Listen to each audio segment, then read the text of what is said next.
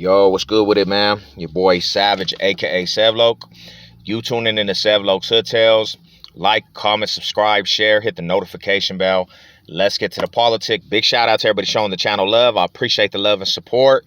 Thank you for the interactions. First and foremost, before I get started, let me get some privilege in my system. I'm kind of tired. A late night last night, but let me take a double shot of espresso to the face.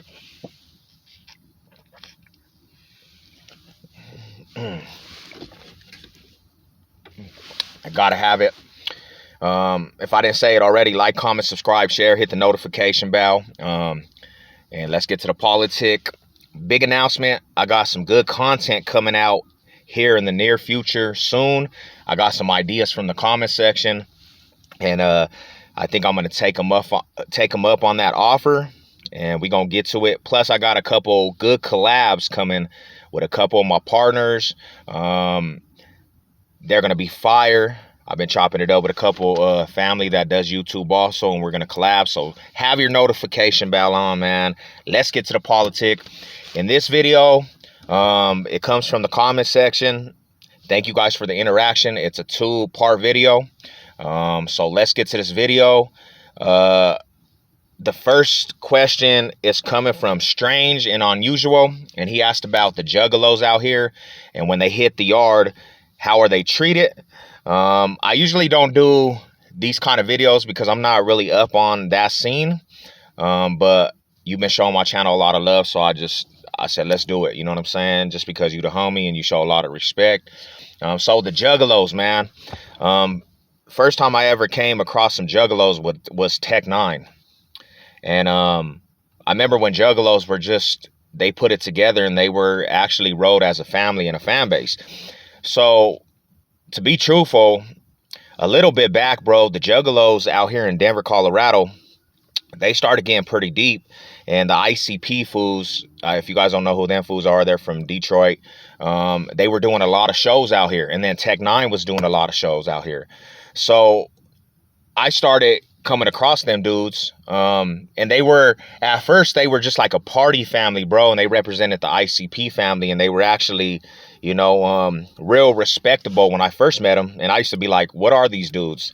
Killer clowns, you know, like that's what they do. And if you don't know who the killer clowns are, there are these fools that, you know, that represent this rap group, but they represent it as a big fan base.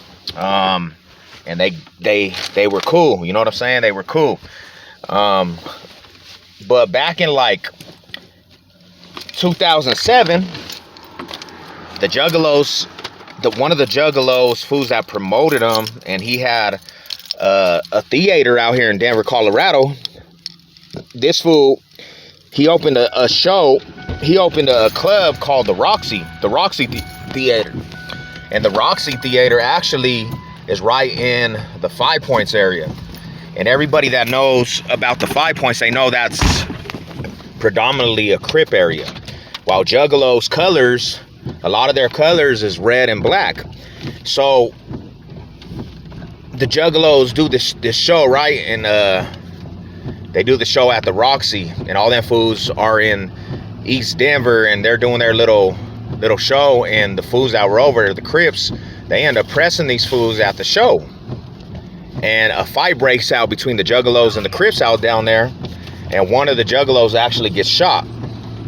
So after that, you started having these Juggalo dudes act like they were gangbanging. They started saying that they were actually like Crip killing. They were on some Crip killing stuff, and they didn't like the Crips. And I used to trip because this is supposed to be like a rap group fan base, but they got on some gangbanging stuff, and then they changed their What Up Ninja to Woo Woo. So it sounds like the Bloods, how they do a Sue Woo, you know. And so basically they turned their little family and fan base into kind of a gang out here, you know what I'm saying? And they were acting like they were tripping with fools, and it was never supposed to be that from the get-go. So fast forward it, you ask me, how do they get treated in prison out here? Well, in prison out here in Denver, Colorado, it's more about gang affiliations than race, to be truthful. You know, you have Mexican Bloods, Mexican Crips, Black Sureños. It's just more about your organization than anything. You do have the racial tensions on some yards, and those are, you know, more higher level yards. But when it comes to the white dudes, they be tripping on any white dude. They be tripping on any white dude, and they're in their business. If you're a white Crip, you're going to be fading out with the white dudes. You know, they don't get around it. They don't like that at all. While the Juggalos, if they hit the yard, they're automatically basically expected to ride for the white, you know, the waifus. Dang, a big old wreck over here. And they usually become, you know, they become on that racial aspect. There's no getting away. There's no getting around that with them. You know, I know some white homies that are white Crips, but they had to literally go through the tundra for being that, and they had to fight majority every day of their life in prison until they earn that respect, or they really knock one of them fools down. So for the most part, they have to fall in line with the white politics. You know, they fall in line with the white politics. There's no way around it. I remember on one yard though, there was about 4 of them fools that hit the yard, and they try to make their own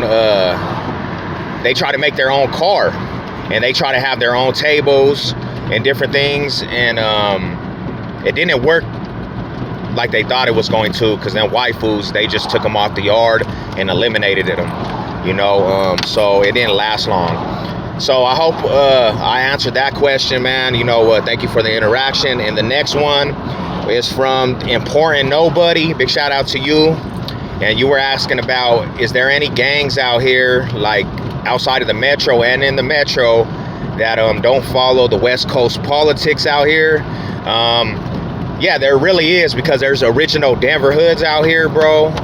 The ones that have to follow majority of the West Coast politics is either the Sureños, Norteños, and Crips and Bloods, and they follow more of the West Coast politics. But you have the homegrown Denver hoods, the homegrown Pueblo hoods.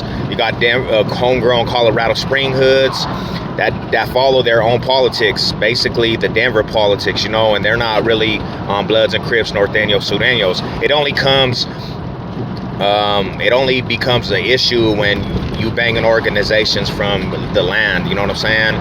That's when you have to press the West Coast politics. But besides that, if it's original Denver hood, nah, you're not required to push that line, because a lot of them fools, they don't have beef with Bloods and Crips and Sureños and Norteños. They got beef with other Denver hoods, or they got beef inside their cities, and they don't push any of the West Coast politics. Then you have a big handful of GDs out here now in Colorado.